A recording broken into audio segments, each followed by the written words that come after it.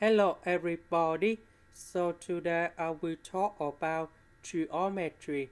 The topic today is about the magnitude of vector. So now I will show you how to answer. We know that vector C that is about the sum of vector B and vector A. We need to find about the magnitude of vector C. So now I will show you how to answer.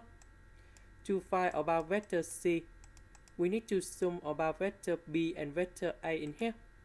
So number 2 with negative number 5, we sum together and you got about negative number 3.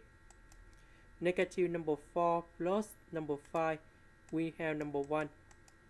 Negative number 5 with negative number 3, you got about negative number 8. To find the magnitude of this one,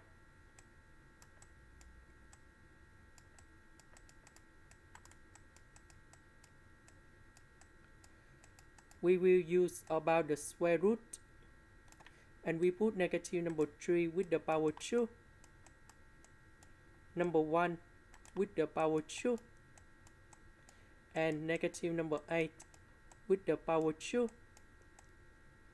So we calculate about this one, and we got the square root of 74. And this is the final answer in here. This is the end. Thank you for watching.